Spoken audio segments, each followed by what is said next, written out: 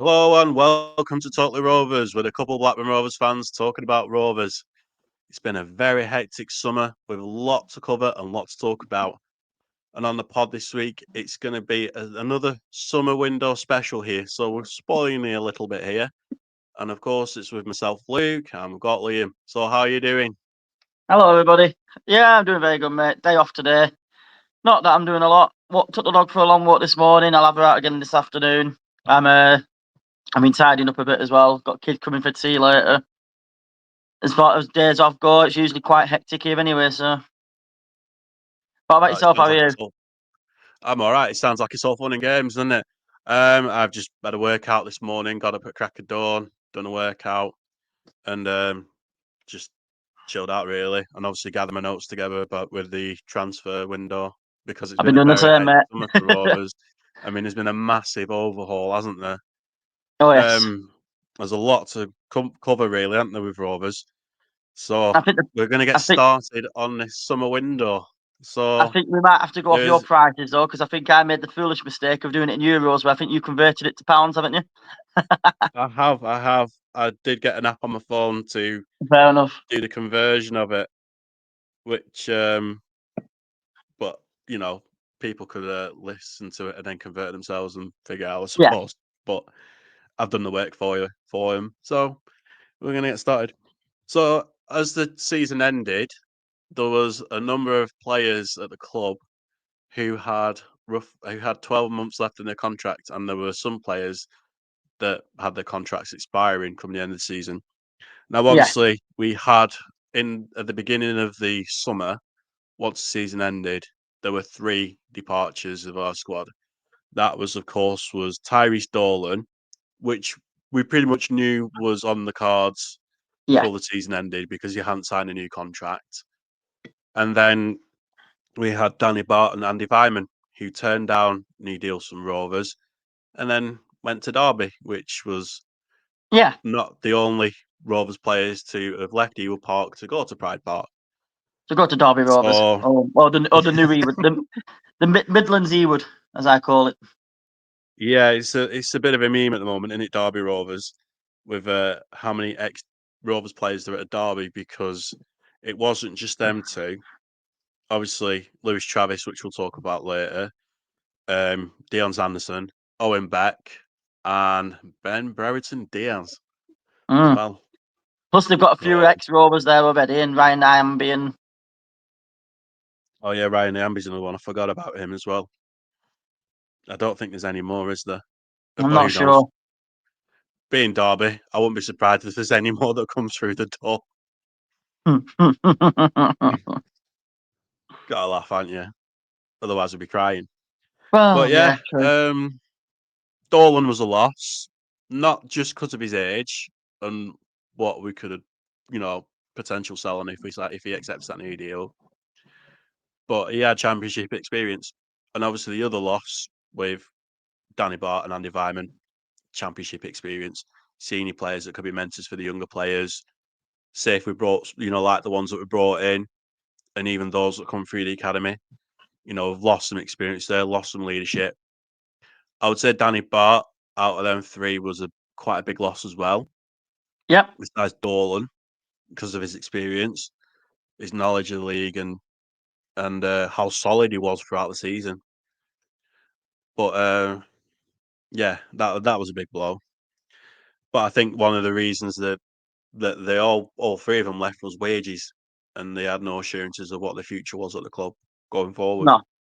From how I see it, anyway.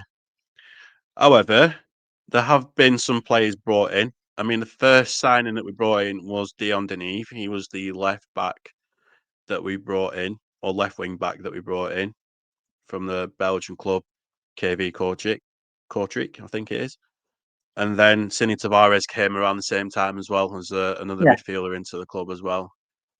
So, I mean, based on early impressions, not sure what to make of Deneve.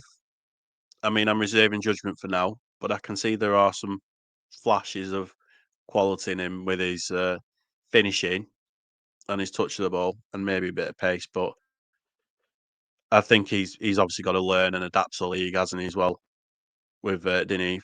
Tavares looks to have got the ground running a little bit, well, as the season started, and he did in the pre-season. But again, it's early days, so only time will tell. And out of our signings, Tavares was one of the more expensive purchases as well that came through. Then, of course, with Callum Britton on his way out, he turned down a new contract, and the club decided to make the move, sell him on, cash in on him, and we got around £3.5 million to Middlesbrough. And then we got Ryan Alabiosu in and Lewis Miller through the door. But they came through just before Britain left. And when I took note of that activity in the transfer window and the activity, I thought, you know what? Rudy is being quite proactive in this situation. After Yeah, Dolan, Vyman, and Bart going for nothing, they're making the next steps of making sure players don't leave for free after running which down is their big, contracts. and we needed that. I'm fed up of it happening.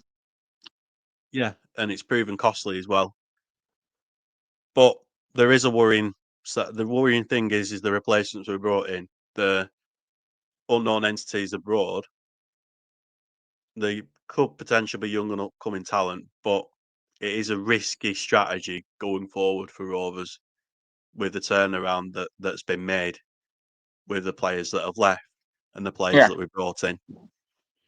But like I said, only time will tell.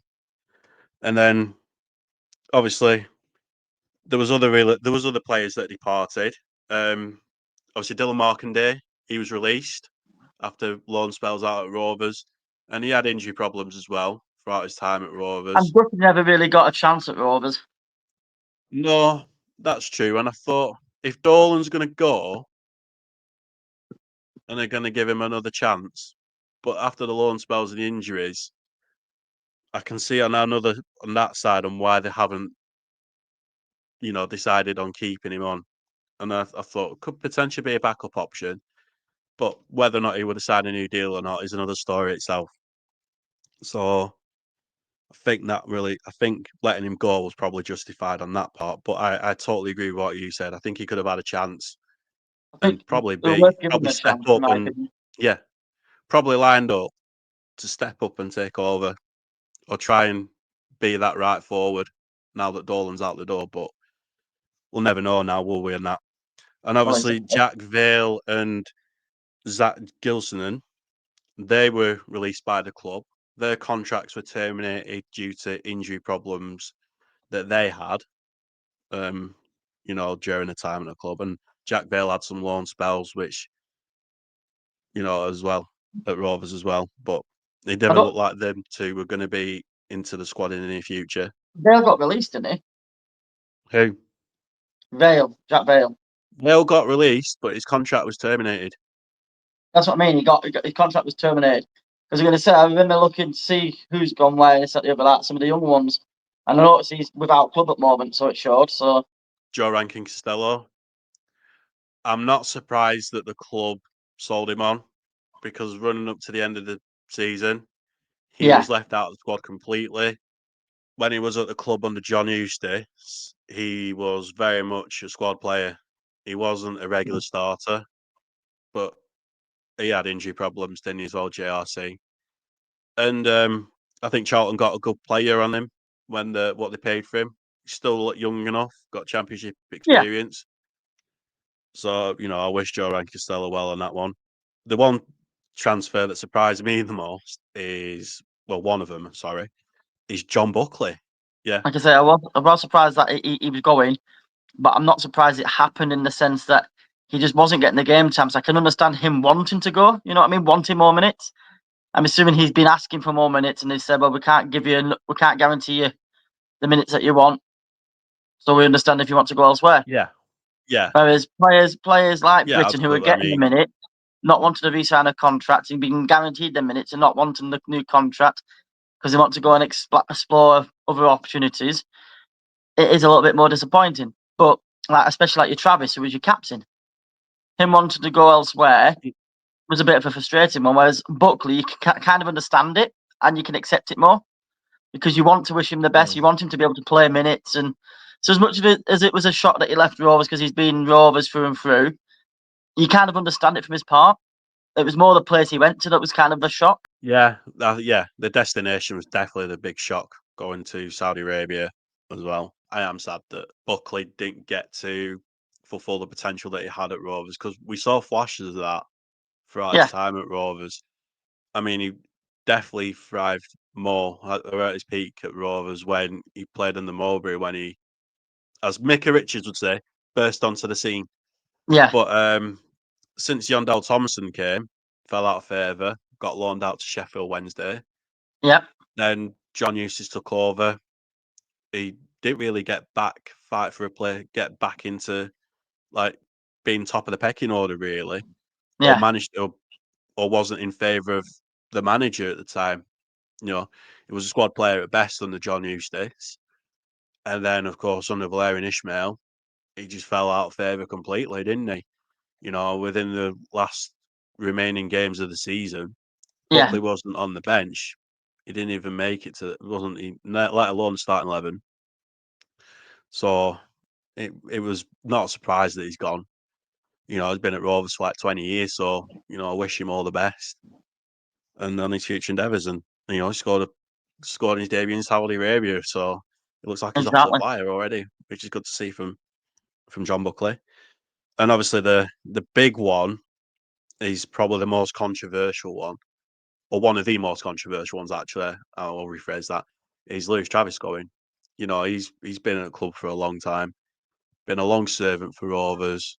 You know, came through the ranks in the academy into the first team and becoming the club captain as well. It's really sad on how his exit came about as well. At least we've cashed him in. We've not let him go on a free like We've we've done made with some good Callum money off the Britton. ones that have only got a year left, in my opinion. I think we've done well to squeeze what Yeah, we can for them.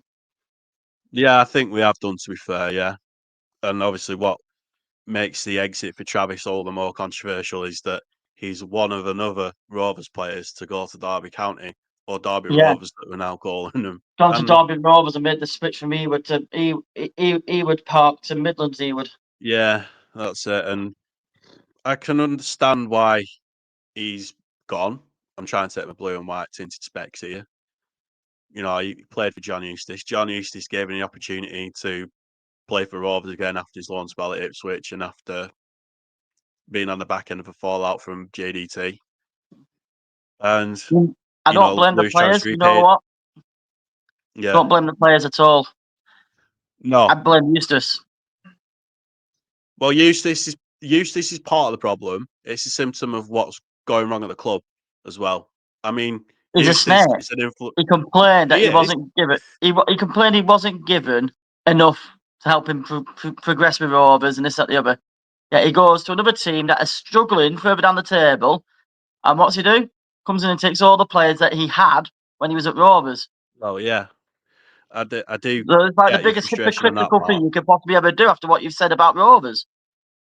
Yeah, it is ironic. It is ironic. But It's like me. It's like me what was. changing jobs and saying, "Well, I wasn't given enough money at this job here." It's Mm, that sort of thing. You're just being a hypocrite. yeah, of course. But what was also the problem with what also highlights the problem with the club is like the regime of things, like the No, I assurances agree with of that. the future for the Yeah, players and for him as well, because that was one of the reasons John Eustace left. You know, he wanted assurances for the players' futures with the contract situation, didn't he? He didn't get the answers he was needed. He was left in limbo about that. So I can we understand have John left us Eustace's all in a bad frustration on place that for that. part. Yeah, I can understand his frustration on that.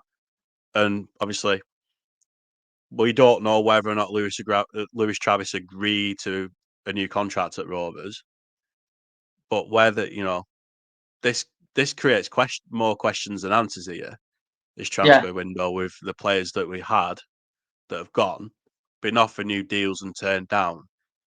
Because I'm only speculating here from the outside looking in.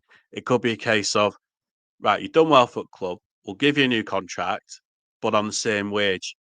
And for some players, it's like, well, you nearly got us to the playoffs last season, and with our performance and our hard work, we should be rewarded with a better wage as well, you know, and then it could motivate the players Yeah, and retain the players that we had to spur on and push forward, you know, into the next season. yeah, And obviously, we can't build on from that now because all that squad has been very much dismantled, hasn't it? I've had to reassemble the squad in this summer window as well. So, but it is sad. Besides going to Derby County and the manner that the way things went with Lewis Travis's exit, you know, it looking like that he might have thrown his toys out of the pram with wanting to yeah. go to Derby, and Valerian Ishmael, you know, threw him under the bus and said he wants to leave and dropping him from the squad, like, you know, the last two games of the season prior to his departure. You know, it is a sad ending, and obviously going to Derby County with the way things are at the moment, with Eustace coming and poaching some of our players, that is a surefire way to tarnish his Rovers legacy after his years of service there and being a Absolutely. great servant to the club and a great leader as well, and an influential figure in the on the pitch and in the dressing room from the looks of it as well. But all in all, you know, I wish Lewis Travis well on his future endeavours. But it's been a very controversial exit for him. Another controversial exit on deadline day with Dom Hyam going. That was the most You know, painful one for me. for I yeah, felt we had I so felt we had the cover to allow Travis to leave, with your Baraji and your Tavares being brought in. Tavares. I thought we had the cover there to cover the fact that Travis was going. I don't feel we've got the cover that we need to let someone like Dom Hyam go on transfer deadline day. That was a tough blow to take. We should have made sure we had somebody coming in before we accepted. We Absolutely. caved. Like what We caved because the money like came. yeah, absolutely. Like what we did with you know, where Colin Britton was going, and Yeah, even Travis to an yeah, extent.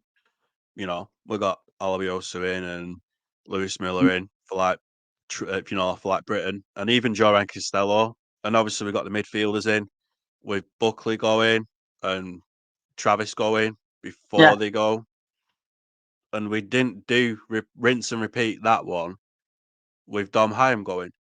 Now, I would have took it a lot better if Rovers were with Wrexham going, we'll sell you Dom Hyam, providing we've got a replacement in.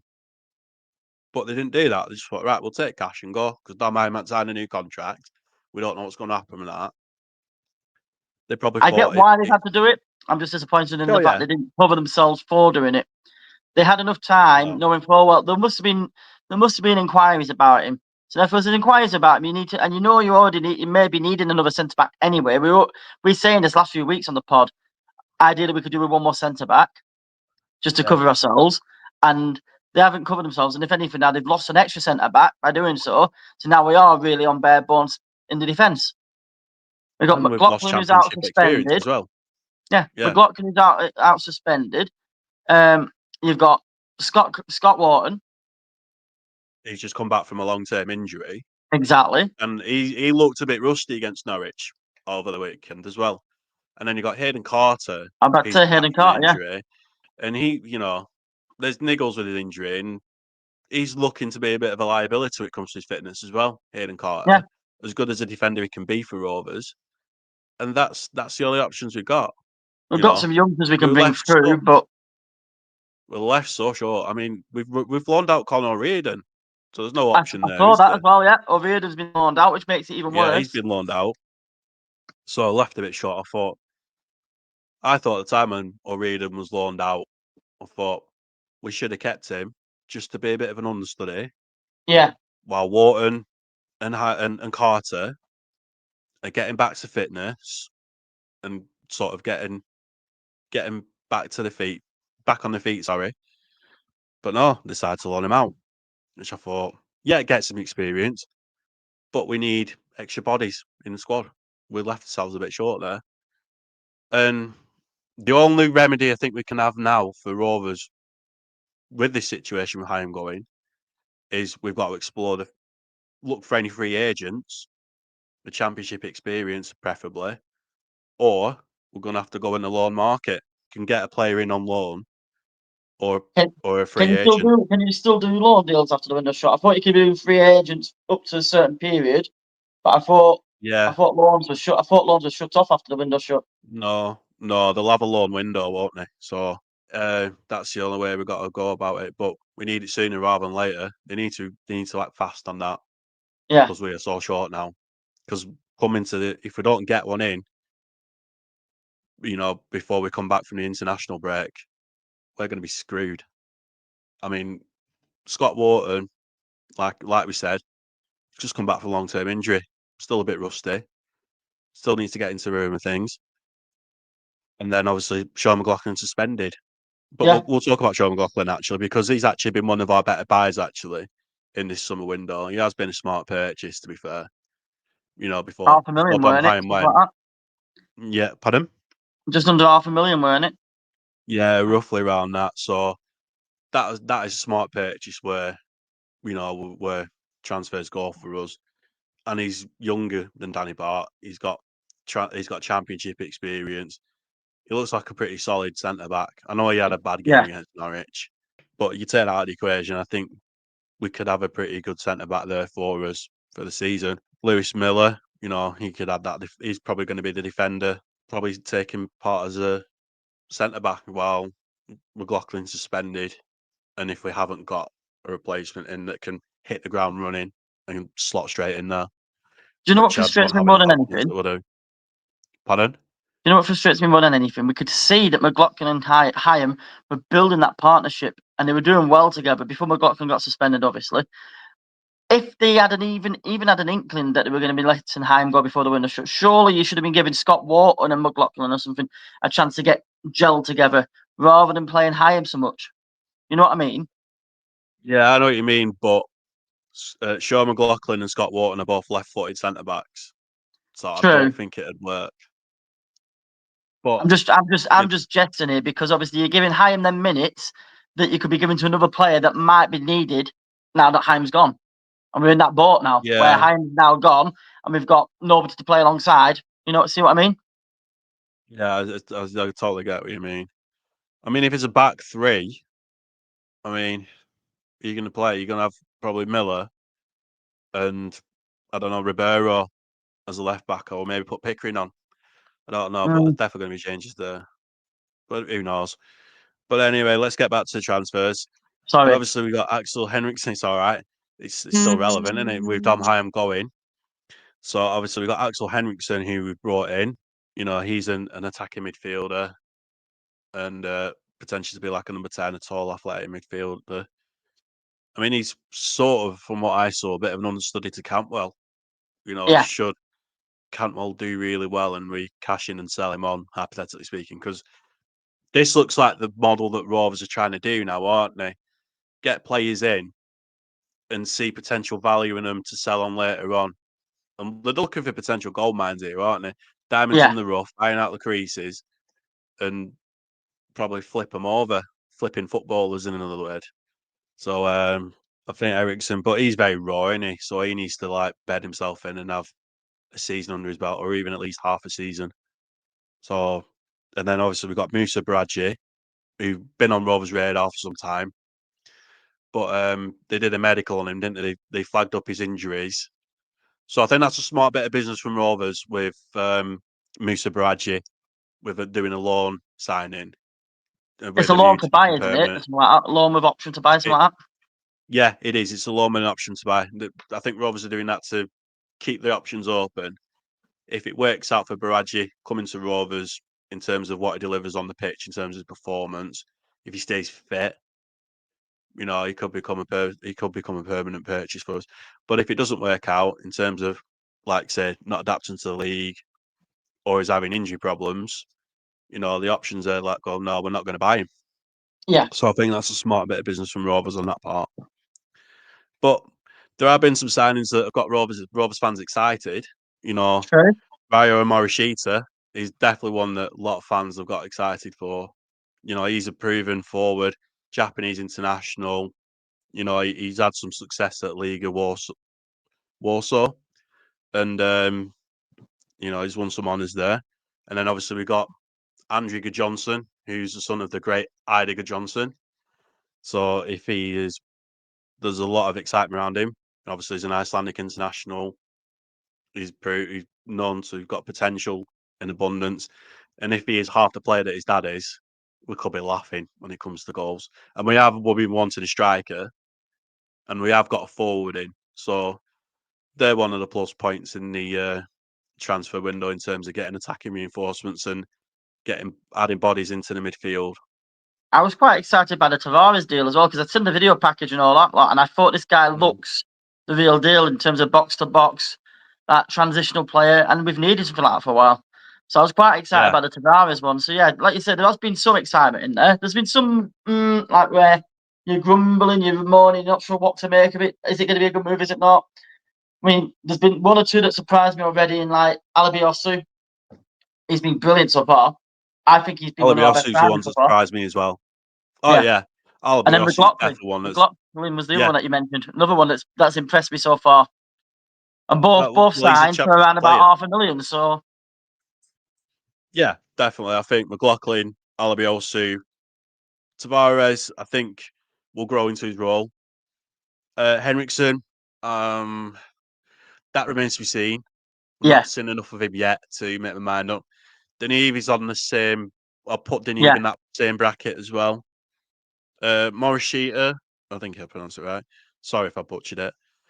Um, um, I've got expectations that he can do well, and obviously near Yukio, he's played with Yukio Hashi He at might elevate. international He level. might elevate Cogbo's game because Cogbo's looked all right so far this season. He's looked pretty impressive at times.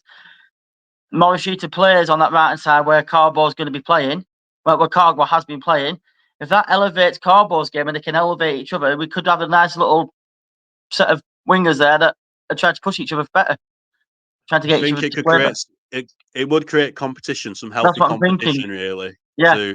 Because I don't think Cogbo is quite there yet. No, but there's I flashes think that there you is see from more. him that look good. There could be more to come from Cogbo. It's just his end products and his passing and distribution of the ball, chance creation. I know he created that Again, chance for Ryan Hedges' first goal against Hull.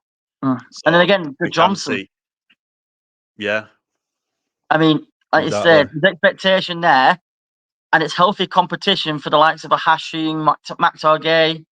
So, and it's something different. It's different again compared to the two of them. So there's that healthy competition and mix and blend up the top. It gives us something to be excited about. Like you say, Henriksen being an understudy to Campbell. If you can learn from Campbell and get better, awesome. Like I said, Deneve is probably your backup to Hedges, really, isn't he?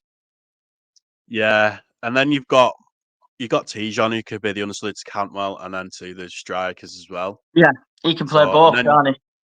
yeah, and also with our other understudies, we've got Montgomery as well in We midfield have, as well, yeah. and Jake Garrett. You know, Jake Garrett could be like the understudy to Tronstad and Tavares, and you know Montgomery could be there as well. So we've got plenty of midfielders in this window now. We're pretty stacked in that area. We've got plenty. We've got more attackers now in this window as well. You know, besides Hedges and Ohashi and Gay, really. You know, Yeah. with Raira Morishita and Andrew Good Johnson coming in, and obviously you got Cardboard on the books as well. I forgot to mention him as well. But the one player I mentioned as well, speaking of forwards, going, I was quite surprised that we decided to sell Harry Leonard. I think it would have been Yeah. a better option for Rovers to loan him out just to feel out the situation and test the waters because Leonard was a player. We saw glimpses that he can do it in the Championship. He can do it for Rovers. He's a great finisher. Yeah. You know, he knows how to put the ball in the back of the net. He knows where he can be in the right place at the right time. That there are things you can't really teach. He just has that instinct, Yeah. from what I see anyway, with Leonard. And I He just thought needed some loaning more him out. experience, didn't he? And that's why I was in Yeah, agreement with you. We could have done with keeping him, and putting him out on loan for a season, another season, just maybe in more of a competitive situation. See how he got on. Um, yeah, as it stands, he's gone. Rumored to be just over 1 million plus add-ons. To Peterborough, is it? Yeah, he's gone to Peterborough. But my other argument for loaning out Leonard as opposed to selling him was keep our options open, assess him.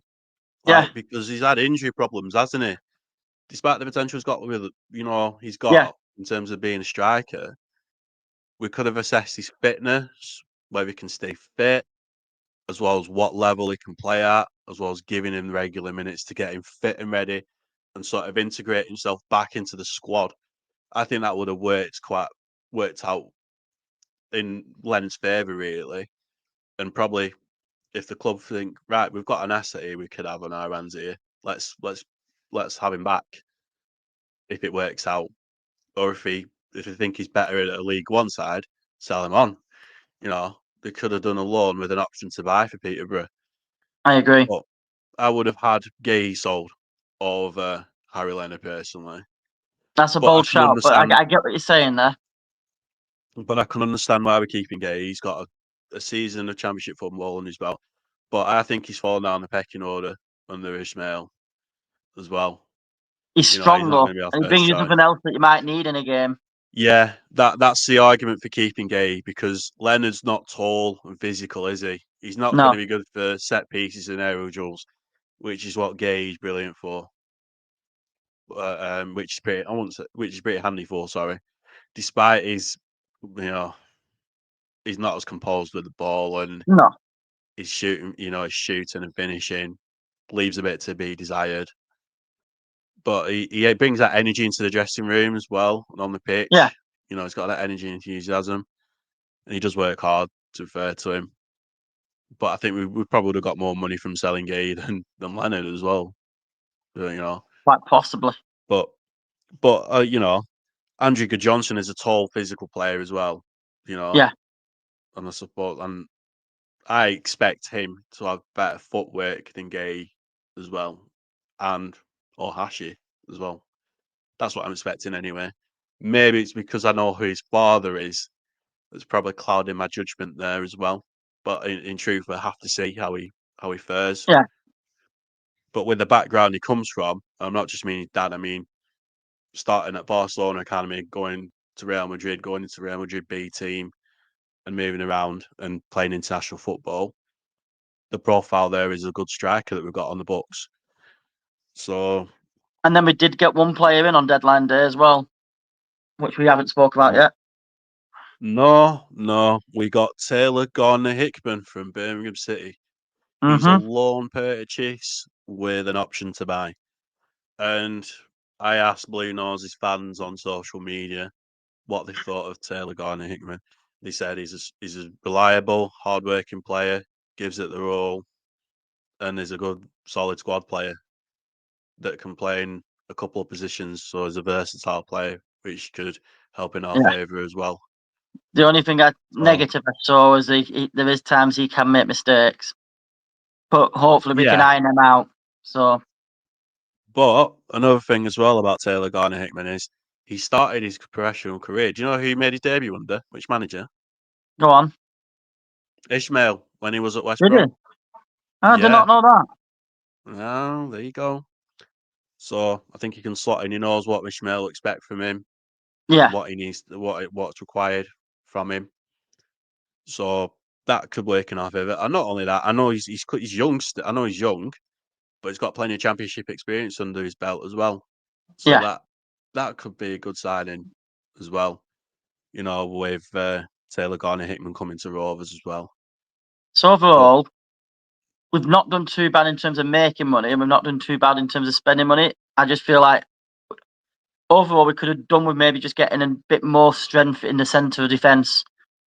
That's my only yeah, downside to this window. yeah, that's my downside as well. Like I no mean, replacement in before selling Dom Hyam. That was the major bugbear for me.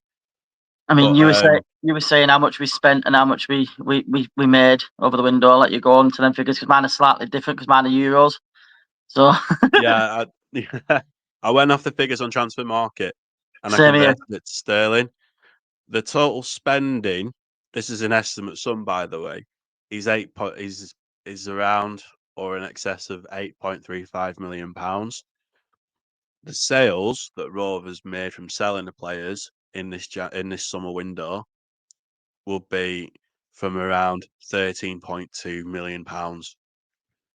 That's not bad, So, really. We've made about 5 million profit, and we've kind of replaced most of the squad that were all on like one year left on the contracts to an extent. So the only downside is, like I said, is that lack of cover at the centre back position now. I think well, had we got it's not just that though. Like the players that we brought in, the majority of them are from overseas. They're yeah, unknown true, quantities. There is an element, there is a risk there, you there know. is. But where there's a risk, there's a reward, I suppose. But the recruitment team have done quite well with getting some players overseas, though. I mean, Yeah, take Sondre Tronstad, for example, and then you've got Yiko Ashi. You know, there's proof that we can get some decent players overseas as well. absolutely, Balsh Toph is another one as well. exactly. He's been brilliant. So I suppose if our track record is to go by it, you know, maybe let's just give them And I'm benefit of already the doubt seeing there. glimpses of some of the new players that we've got, what they can do in terms of like Ali Biosu and Tavares.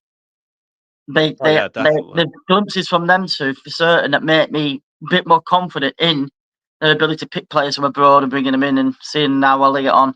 Obviously, some of these, the jury's still out, and some of these are going to need time to bed in and get used, settled, and all that lot. But overall, I think my rating for the window is probably going to be about 7.5. I'd say it would have been higher That's quite. had we got a centre back. It would have been higher. I'd probably gone for an 8 Mm. to 8.5. But I think 7.5 is fair, considering we didn't cover ourselves greatly at centre back. But But everywhere else, we've been absolutely fine, haven't we? With what we've done in the transfer window. You yeah, know, the profile of the players that we've got, like on paper, all look good, but it's what they're like on the pitch and what they deliver for us through the season comes. We've had strength and depth into areas of midfield. I mean, midfield we were a bit yeah, light, weren't we, last season? You know, we just had Travis and Tronstad, didn't we, and Buckley and maybe Rankin Costello, but yeah, that was about it, weren't it? We've got more options now in that part. Um, but another good thing is that we're cashing on players and not letting them run down the contracts after Vine and Bart and Dolan left for nothing. So yeah, we're looking to be putting a stop to that, which is good. but also potentially there is because there's been a massive squad overhaul. The change in the guard could bring that energy and a new lease of life into the squad as well, potentially. But Fingers like you crossed. said, the jury's out on that though, and only time will tell. You know, really. So, but if the players do turn out to be what they're expecting of them and what we bought of them, we could be sitting on potential gold mines and then cash in and then potentially upgrade from there onwards. I mean, that sounds a bit like a trading model that Brentford do or did. Brentford done to Yeah, work their way up. But what we have to do is be proactive in getting a player in, say like January or one season before that player that we have regularly performing for us being out. For example, Henriksen could be a case in point for that. yeah, Like we've got him as an understudy to Campwell, and say if Campwell performs like he has done for Hull and for Birmingham throughout the season, and Campwell gets on the radar of championship teams that you know on a fire way for promotion, or yeah. even a lower Premier League team. Go as far as there. I'm hypothetically speaking here, but that's what could be good for us. And then you've got Andrew Johnson. If he turns out to be, you know, and reinvesting into the squad, there has been some money reinvested in the squad. I know a lot of us have moaned about that in over time, particularly with Wharton and Smodics being sold, which you should have done to be honest. And I don't really buy into keeping the lights open No, nonsense to be honest. But we have got some experienced players that are younger as well, like McLaughlin and what's his name, Taylor Garner Hickman. So we've got the average age of our squad is a fair bit younger now. So it has been there has been some good points on this transfer window, and particularly with the attacking players that we've got in that we can get excited about as well, with Maury Yeah, and Andrew Johnson as well. But the only downsides I've seen in this transfer window, the biggest one is the loss of experience in this yeah, transfer window. fair point. Not just from Bath and Vyman, but like Callum Britton, still young enough, got championship experience. Lewis Travis, he's got a wealth of championship experience. Tyrese Dolan, wealth of championship experience.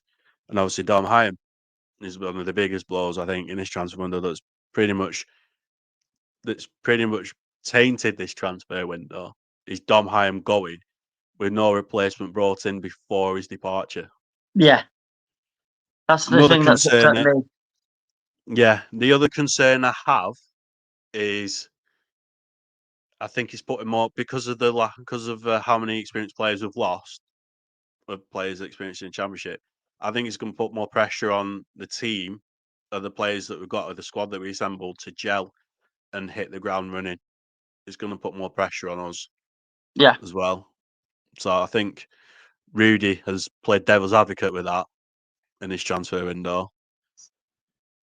But another concern I have is securing contracts of the players that we've brought in if they come good and things do materialise at the club.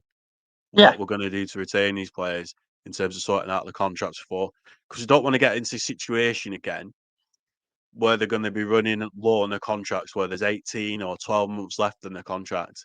We don't I don't want us to be in that situation again because we've made a rod for our own back I've noticed though, by a lot of letting the players signings go we've for done. free. I've noticed a lot of the signings we've done have been like four-year contracts with an option of 1 year. Yeah. So I've noticed there's been quite a lot of that. So therefore, they've kind of covered that to an extent. Oh, play up. So yeah, so there's been that kind of situation. But yeah, Well, what's sorry, your kids, overall kids are verdict just on coming it from though? school. So no, my overall thought on it is, like I say, overall, my concerns similar to yours. I'm concerned about the lack of experience, and I'm concerned about the lack of cover at the centre back position. Aside from that, I'm quite optimistic because we brought the age down, so it's a lot more youthful. There's a lot more hunger there. I feel some of these players are young and hungry and want to try and prove themselves in a competitive league like the Championship. So therefore, I do feel like we could potentially, once again, given time to bed in and gel and all that lot, give it a month, maybe two. I think there's a chance we could see something good materialise here. I don't think we're in with a shout of getting anywhere like the playoffs this season because we're going to need the time to start with. But I also think, given the time, I don't think we'll be anywhere near a relegation battle either. I think we'll be comfortably mid-table this season and then maybe build from that with a squad that's gelled and got used to the challenges of the Championship next season. You're more optimistic than I am. I'm on the side of caution, to be honest. We've Fair tried enough. new things and things don't materialise, and then we scrap this idea and start all over again with the current owners and the regime we've had over the I think years. he's going to have to double. I think they're going to have to double down and stick with this setup that they've gone with now, with Gusted and all that Mm. lot, and just double down and hope that they can try and make it work because otherwise it's going to cost That's us. yeah, definitely. The worst case scenario is we'd be in a relegation battle and we drop down to League One if it doesn't work out. But been a big overall, radical changes, could be risky with selling off experienced assets. And obviously with fresh new rivals being unknown entities, it's pot luck in it as well. If it is successful and Rovers do well, we could be reaping in the rewards there. With selling them on and whatnot with interest from bigger clubs. But it's a, the jury's out though, isn't it? Only time will tell whether it's regression by Rudy or it's a complete revolution by Rudy at Blackburn Rovers. Fingers crossed. Eh, It's the more positive of the two. well, only time will tell. I'm, I I'm think we've having, pretty much covered everything there, though. So yeah, we have. It's too early to say though. I mean, truth be told, only time will tell. And if it does work out, I mean, we'll be laughing, won't we? If it doesn't work out, it could go so I wrong. think the potential to make a good go of it. Give them the chance to bed in. I really do. I'm a lot more optimistic than you are. My only negative is defensive. We are going to struggle defensively this season now, I think, because we've lost that experience from Hyam. Yeah, we definitely need them defensive reinforcements, though, don't we? That was the most annoying thing about it, not getting a defender maybe in one of to them replace steps up. Hyam. But the like we said before, look for a free agent, any free agents, or get someone on the loan market, just as a stopgap measure, till then we January. probably buy someone in January. They can bed themselves. That defender can bed themselves in, or even hit the ground run, depending on where we got that player from. Knowing Rovers, we're probably going to go abroad for another defender, aren't we? Like we've got more Wouldn't swap surprise players. me. Would not surprise me at And all. no, not at all. I think they might do the loan market option. Like they did with Beck. Yeah. Identify that position and then get someone in. It would be a good idea. Get someone in on loan, get a free agent, and then in January get someone on a permanent deal, just to add that depth at squad. And if you don't want to renew your contract to that player that we got on free agent for one season, or buy that player on a permanent deal that we got in on loan, we've already got somebody lined up to get into the squad. So that's everything covered, isn't it, though, with the transfer window? Very busy one. Lots to talk about, lots to cover. I'd like to hear the jury's out now, isn't it? I'd like to hear the listeners' views on whether they think we've had a successful window or not, where their concerns lie, and whether they're as optimistic as I am, or whether they're more as reserved like you are. Be interested to see what the jury is on that one from the fans themselves. I mean, don't get me wrong, I'm under no illusions that we are now weaker at the back because of the Hyam thing, and that is my biggest disappointment in this window, in my opinion. But like I said, the jury's out, and I'm interested to see what everybody else's opinion is. So please, if you've listened, give us your opinions. Yeah, don't forget to leave a comment down below. We'd be interested to hearing it. So that's summer window special for Totally Rovers. Thank you for watching or listening. Don't forget to like, comment, and subscribe. And we'll see you next time after the international break of Totally Rovers. See you later, everyone. Cheerio, everybody.